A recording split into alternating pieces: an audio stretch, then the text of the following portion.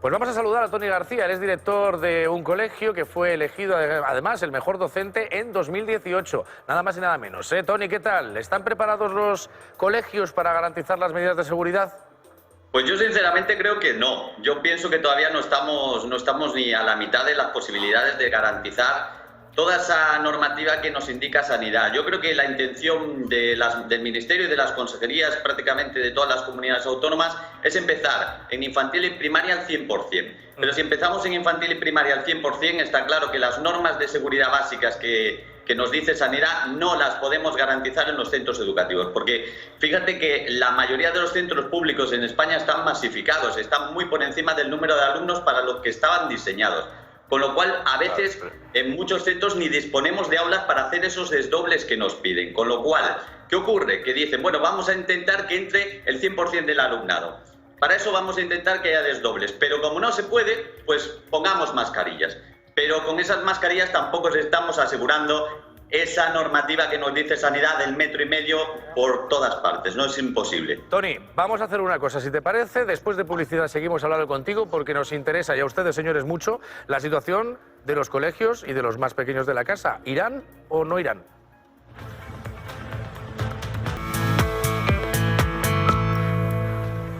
Bueno, estamos hablando con Toni García, él es director de un colegio, además fue elegido mejor docente en 2018. Y Toni, nos decías antes de irnos a publicidad que consideras que no estamos preparados para esa vuelta al cole a partir de septiembre, ¿no?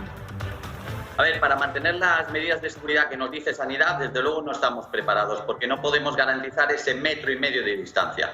Como no se puede garantizar ese 1,5 metros de distancia entre el alumnado, lo que se hace es meterlos a todos, sean 25, sean 23, sean 20, y utilizar las mascarillas. Esa es una medida que para mí, desde luego creo, y para muchos docentes que me lo comunican por redes sociales y con los que estoy hablando, desde luego no es la mejor medida. La mejor medida sería desdoblar las aulas. Pero claro, para desdoblar las aulas necesitamos, uno, profesorado, y en otro lugar necesitamos espacios, que los centros educativos tampoco tenemos espacios. Toni, tú tienes estabas diciendo que tienes un chat en donde permaneces directamente conectado con muchos más profesores. Sí. Ahora mismo, ¿qué dirías en cuanto a la opinión de esos profesores? ¿Qué estáis al 50%, 50%, 50% a favor de volver a las aulas, 50% en contra? Mira, hace unos meses, en varios debates que yo tuve, yo defendía la postura de que deberíamos de empezar al 50%. Y había algún profesorado, bastante profesorado, que defendía que debíamos de empezar a toda costa por las cuestiones emocionales del alumnado, por cuestiones de pérdida de contenidos, etcétera. Pero a fecha de hoy, prácticamente la totalidad, y yo tengo más o menos relación con mis chats, con mis WhatsApps, alcanzo aproximadamente a 1.500 profesores, 2.000 profesores, y no hay ninguno actualmente que defienda la postura de empezar al 100%.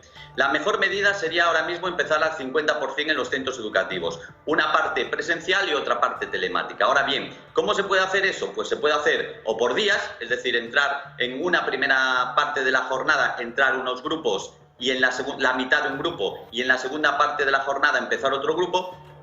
Eso tiene ciertas complicaciones porque supondría que había que desinfectar el centro en ese bypass que va entre un grupo y otro, lo cual supondría tener en todos los centros educativos personal de limpieza constantemente en jornada lectiva, y eso yo creo que económicamente es inviable. Y la otra posibilidad es el 50% de un curso que empiece una semana y el 50% empezaría la otra semana. Y así se pueden alternar la parte telemática con la parte presencial.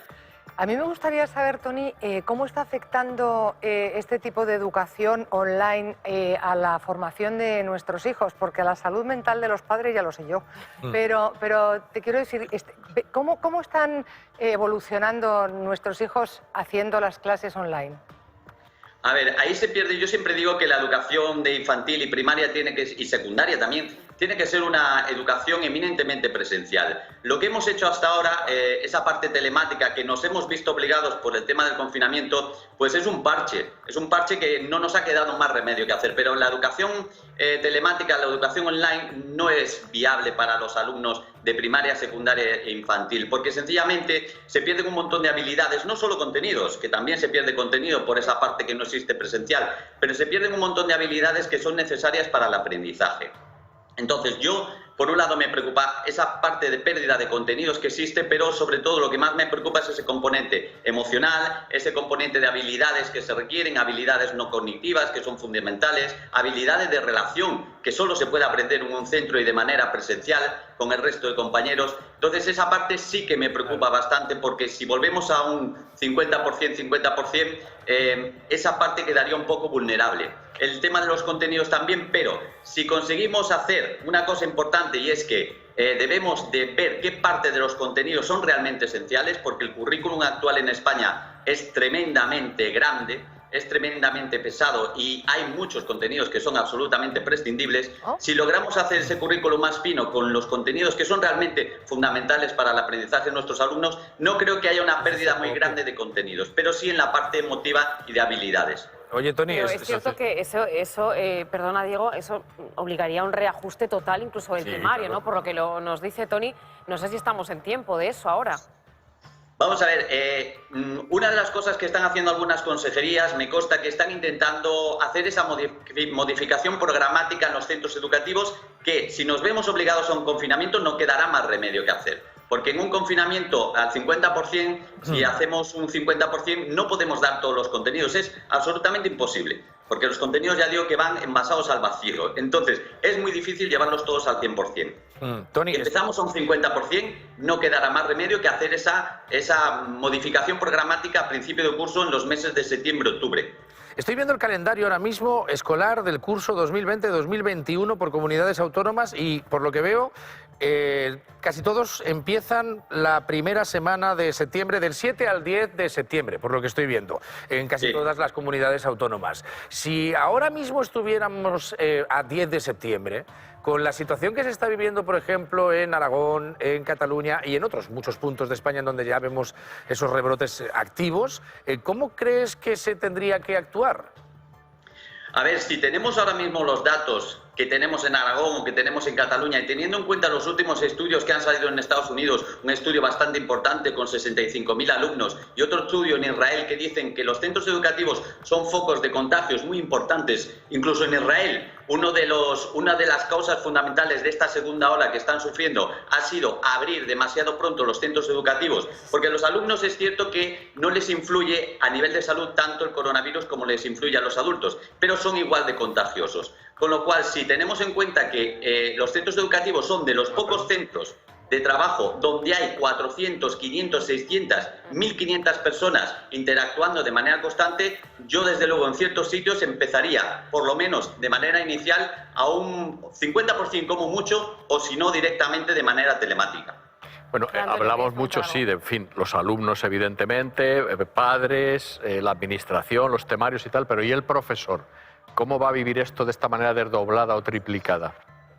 El profesor ha vivido, durante estos últimos meses que hemos sufrido de confinamiento, el profesor ha sufrido un grado de estrés enorme, porque no estábamos preparados para esto, que conste que tampoco tendríamos que estar, porque he dicho que esto es un parche que hemos tenido que hacer, pero el profesorado de magisterio, el profesorado de secundaria, no es un profesorado que trabaje online. Con lo cual, esto nos cogió un poco de imprevisto a todos y vivimos un periodo de estrés bastante grande, porque intentamos llegar a todos los padres, intentamos llegar a todos los alumnos, hemos tenido que aprender herramientas telemáticas y entonces eso supone un grado de estrés para el profesorado bastante grande. Sin embargo, también es cierto que si ya lo planificamos de manera inicial desde septiembre-octubre y tenemos 3 planes distintos, un plan por si empezamos todos al 100%, un plan por si empezamos 50% presencial, 50% telemática y un plan C por si no podemos empezar y tiene que ser todo telemático. Si hacemos un buen plan, una buena programación para eso en los primeros meses, septiembre-octubre, yo creo que podemos realizar una tarea educativa pues sin tantos sobresaltos como la que hemos vivido. Hola Toni, a mí lo que me preocupan 2 cosas básicamente con todo lo que estás diciendo. Primero, el hecho de esa enseñanza telemática. Yo conozco a algunas personas que han puesto a sus hijos a hacer exámenes durante este tiempo y de hecho han tenido casi un chivato que les pudiera decir qué era lo que tenían que contestar. Es decir, o sea que el grado de enseñanza queda muy entredicho en entredicho porque evidentemente cuando estás en tu casa puedes tener armas para poder contestar un examen o algo así. Entonces, ¿cuál va a ser el futuro de esa gente que esté cursando estos cursos telemáticamente? Vamos a ver, también nos estamos acostumbrando a darle a la educación una finalidad única, exclusivamente de calificación.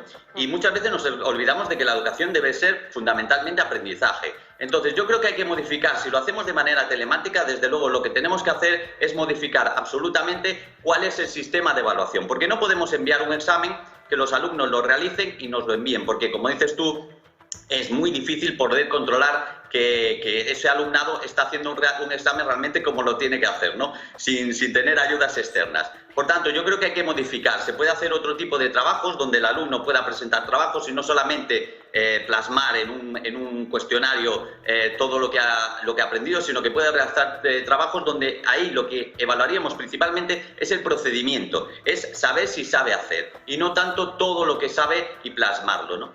Y luego, por último, no quiero dejar pasar una cuestión importante. Con esto de esta situación, hay algunas consejerías o algunas comunidades autónomas, como por ejemplo está sucediendo en Andalucía, donde están aprovechando esta situación para hacer una remodelación del profesorado y están haciendo una especie de 2x1, donde el profesorado de primaria, especialista de primaria, que son tutores puros, que son personas que están preparadas para esa parte de acción tutorial, están desapareciendo en favor de especialistas, que están haciendo la función de especialistas y profesores de primaria, lo cual es un profundo error que puede afectar mucho al alumnado. Eso es como, por ejemplo, en un centro de salud, si necesitamos un traumatólogo y un médico de medicina general, y digo, bueno, el traumatólogo también sabe de medicina general, así que solo contrato al traumatólogo y que haga las dos cosas.